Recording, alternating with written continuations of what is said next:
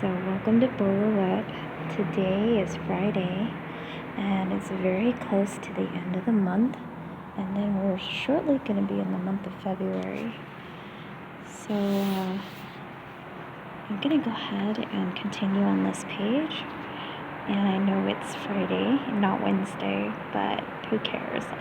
My title is We Read Wednesday, but I can read any time of the day, any time of the week, at any hour. So.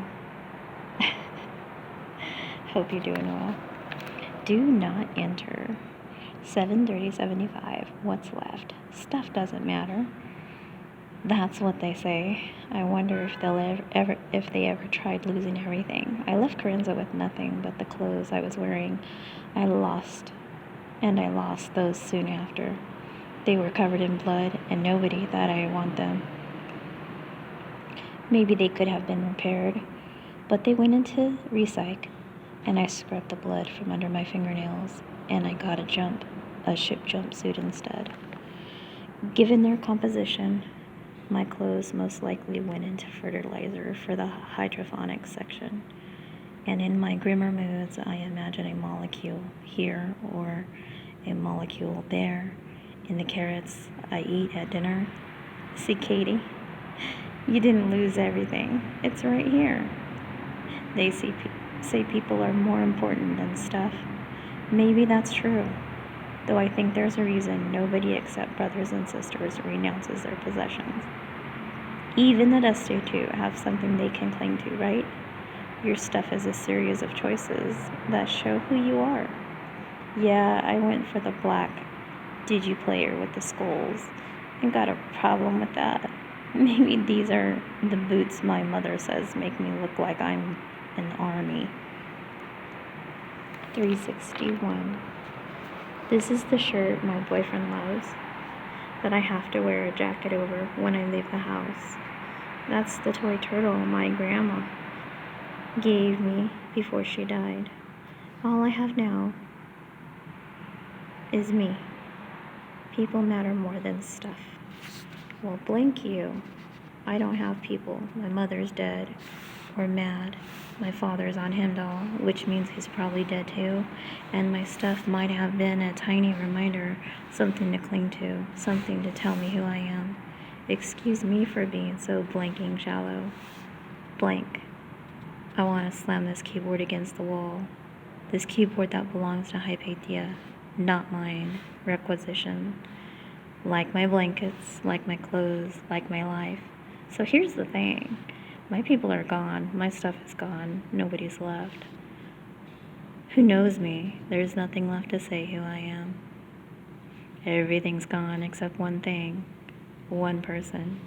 He told me to run, to get out, to spread the word. Byron said the same. I understand why they did. But Ezra was ready to die just to improve my chances of survival by 1% more. Turns out I feel the same way. Time to go get him, or die trying.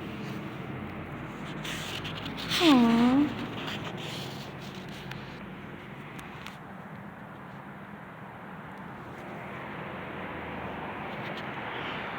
Surveillance footage. Summary prepared by Analyst ID 72130089-DN. It's hard to believe this is the same spider monkey, the same girl who sauntered away from the Hypatia servers and blew a kiss to mark her conquest. Surveillance reported commences at 1743, 7:30:75. As the subject, Katie Grant, approaches Hypatia Shuttle Bay, she has in her possession a large bag with infirmary markings and backpack and a portable tablet.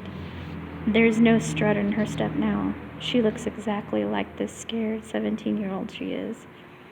Pink hair fading askew where she keeps running her hand through it, still considering she's on her way to almost certainly be deader than a space dodo. So nice we killed them twice. You have to give her some credit for not just puking on the spot. She stops around the corner from Hypatia Shuttle Bay 1B, home to personnel carriers used for short intra-fleet ships. small craft, no weapons. Designed to zip across the black to Alexander or Copernicus or in happier times a nearby space station. Her mouth moves, but audio doesn't catch it. I'm not even sure she's making any noise. Praying, rehearsing, giving herself an old-fashioned pep talk. You up to bat, Katie Grant. One strike and you're out. 362. See, 363. Her hands dance across the tablet. She scans the results, then nods.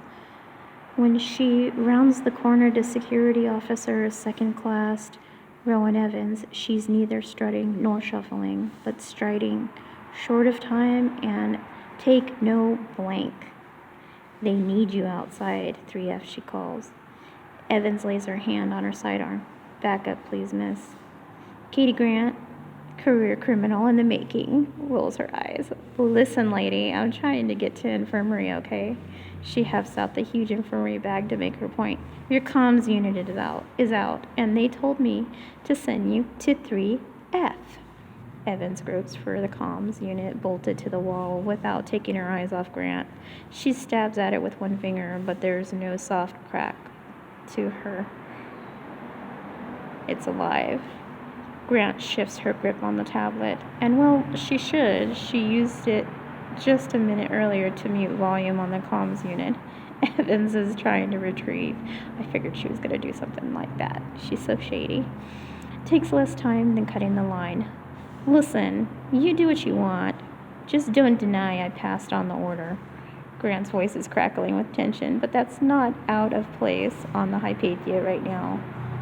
And then, in one of the ballsier displays I've seen, she turns and stomps off back from when she came.